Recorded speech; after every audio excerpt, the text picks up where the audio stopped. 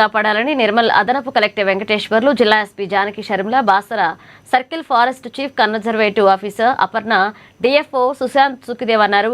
ఇక మంగళవారం సారంగపూర్ మండలంలోని అడెల్లి పోచెమ్మ హరితవనంలో వనమహోత్సవ కార్యక్రమంలో భాగంగా భారీ మొక్కలు నాటే కార్యక్రమాన్ని చేపట్టారు.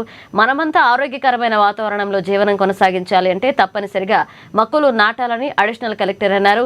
మొక్కలు నాటడం ఎంత ముఖ్యమో నాటిన మొక్కలను సంరక్షించడం కూడా అంతే ముఖ్యమన్నారు. మొక్కలు నాటి పచ్చదనాన్ని పెంపొందించాలన్నారు. మొక్కలు నాటడం వల్ల పచ్చదనం పెంపొందించడమే కాకుండా ప్రకృతితో బంధాన్ని పెంచుకోవడానికి దోహదపడుతుందన్నారు. కేవలం మొక్కలు నాటడానికి కేవలం కార్యక్రమంలా కాకుండా ఒక యజ్ఞంలా చేపట్టి భావితరాలకు ఆరోగ్యకరమైన జీవితాన్ని అందించాలన్నారు. పర్యావరణ పరిరక్షణలో భాగంగా ప్రతి ఒక్కరూ బాధ్యతగా మొక్కలు నాటాలని ఎస్పీ పిలుపునిచ్చారు. విద్యార్థులు చిన్ననాటి నుండే పర్యావరణ పరిరక్షణ బాధ్యతను తెలుసుకోవాలన్నారు. మనం నాటిన మొక్కలు తరతరాలకు ఉపయోగకరంగా ఉంటాయన్నారు. మొక్కలు నాటి పర్యావరణాన్ని కాపాడితేనే మానవాళికి మనుగడ ఉంటుందని ప్రతి ఒక్కరూ పర్యావరణ పరిరక్షణ కంకణబద్దులు కావాలన్నారు. అటవీ విస్తీర్ణం పెంచేందుకు ప్రతి ఒక్కరూ సహకరించాలని, భౌగోళిక అటవీ ప్రాంతం 33% ఉండాలని, అప్పుడే పర్యావరణ సమతుల్యత ఉంటుందన్నారు.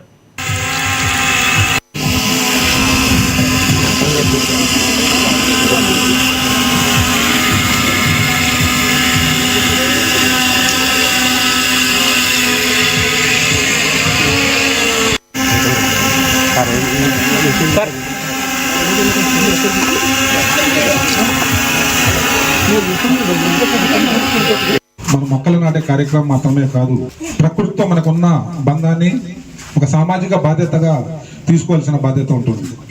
వాతావరణ సమతుల్యాన్ని కూడా కాపాడుకుంటూ స్వచ్ఛమైన గాలి, ఆరోగ్యకరమైన వాతావరణాన్ని చెట్ల ద్వారానే మనం సాధించుకుంటూ ఉంటుంటాం. కాబట్టి మనమందరం కూడా బాధ్యతగా చెట్లు నాటాలి.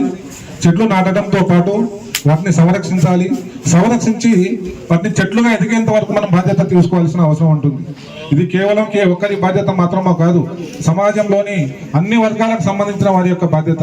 ముఖ్యంగా విద్యార్థులు, యువత, ఎస్జీఎస్ మహిళలు అందరూ కూడా ఈ కార్యక్రమాన్ని ఒక యజ్ఞంగా భావించి, వన మహోత్సవం అంటే మీకు అందరికీ తెలుసు, చెట్లు లేకపోతే మనం లేము.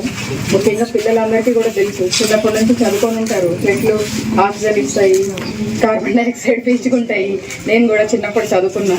నాకు ముఖ్యంగా మొక్కలంటే చాలా ఇష్టం. నా ఇంట్లో కూడా చాలా మొక్కలు ఉంటూ ఉంటాయి. ఎక్కడికి వెళ్ళినా మొక్కలు తెచ్చి పెడుతూ ఉంటారు. అలాంటిది ఈరోజు ఇక్కడ ఈ కార్యక్రమంలో స్పెషల్గా పార్టిసిపేట్ చేయడం అనేది చాలా హ్యాపీగా ఉంది.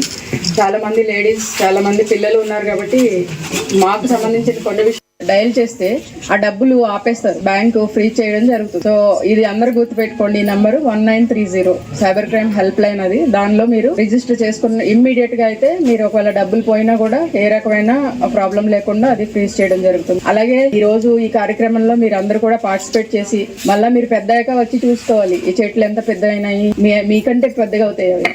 సో అవన్నీ చూసుకోవాలి.